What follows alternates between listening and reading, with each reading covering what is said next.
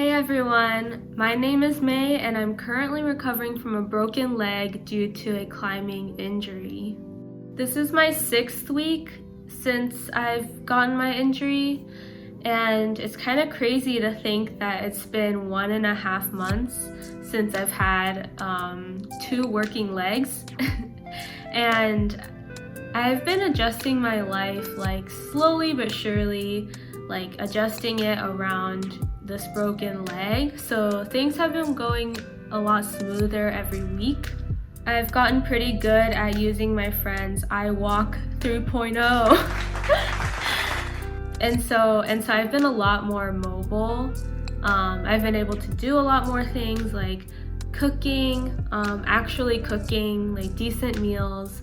I even went out with some friends for lunch to a real restaurant.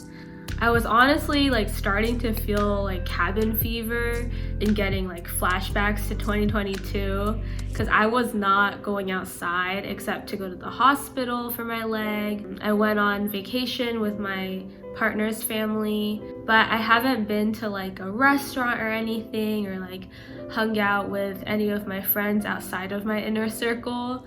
So it honestly felt like quarantining in COVID again, which honestly it's not a bad thing considering the Omicron situation.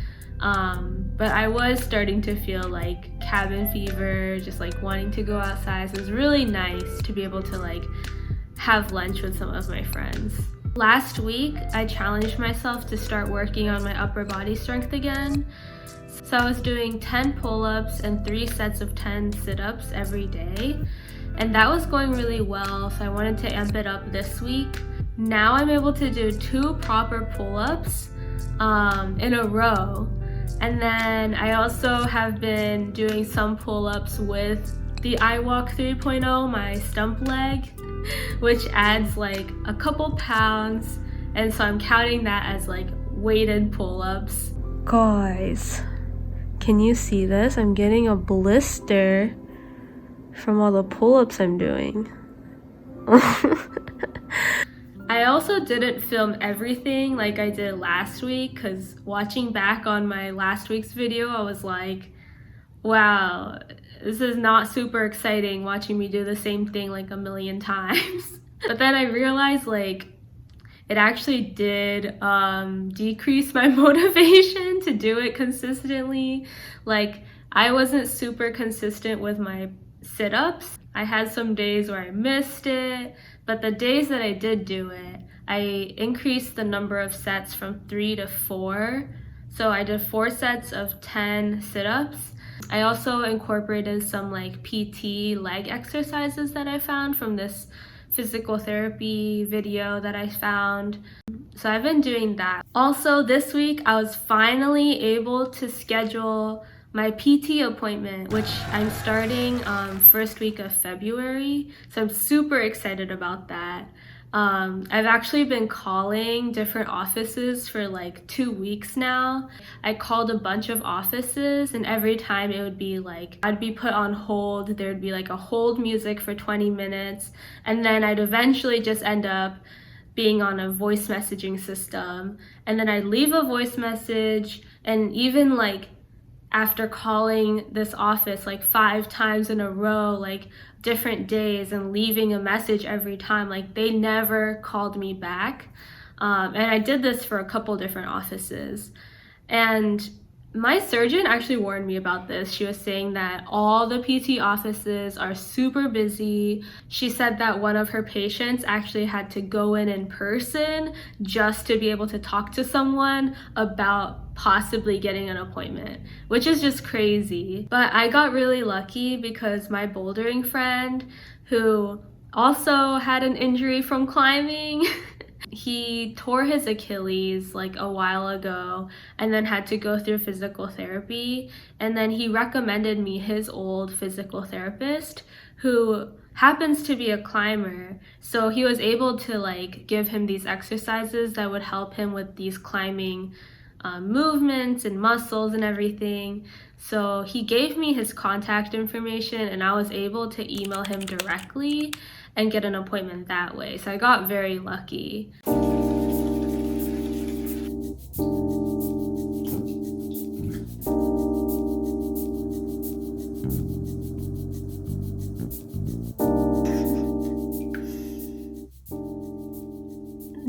only one who's horrible at like undoing these masks. Like I just ripped this up pretty bad. The only perk to having a broken leg is having an excuse to take only baths. Look at how much my leg has healed so far. All the surgical tape came off and a lot of my scabs have come off. So you can actually see now the incision. And it's like pretty freaking healed. I still have some numbness around the skin, like especially around here, but it's starting to come back. And like this is the other side. It looks pretty similar. Yeah, it's pretty awesome. And like look at how much I can move it. Like it's like a cute ankle now. And I can like bend it pretty down. Yeah.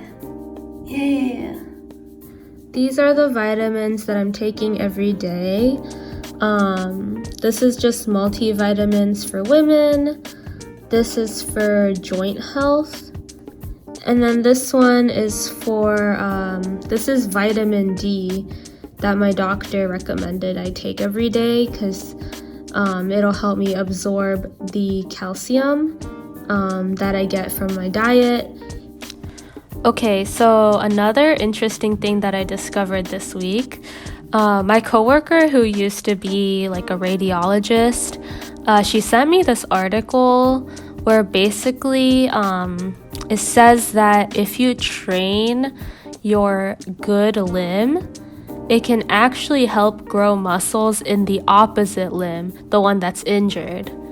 So basically the summary here, unilateral strength training preserves strength, muscle thickness, and muscle cross-sectional area in an opposite immobilized limb.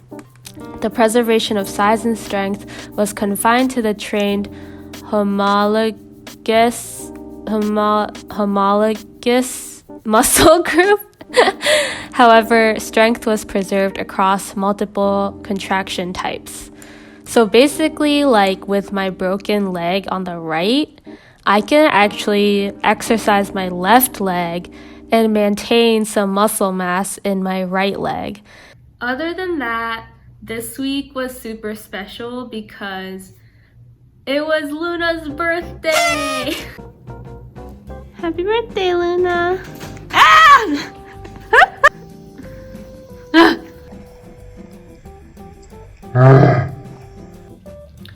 We celebrate her birthday every year by making the same meal for the three of us and then eating the same thing together.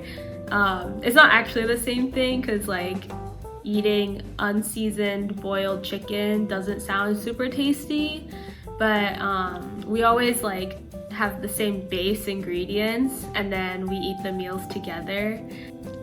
So this year I was inspired by Jun's cat cake from Rachel and Jun's Adventures.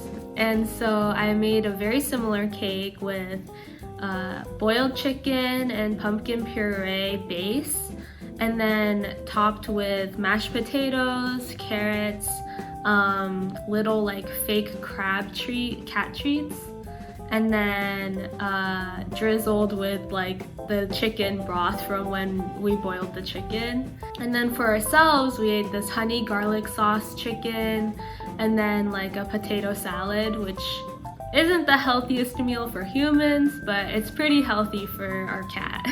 It made me super happy to be able to cook a decent meal again instead of just like heating stuff in the microwave. So I feel like I've been adjusting really well, like every single week learning new skills with my leg and being able to do more things. So thank you so much for watching this week's update. And next week I will update you guys again with how my leg is going, how the exercise is going, and I also want to start rediscovering new hobbies to replace my hobby of climbing. Thank you so much. Bye!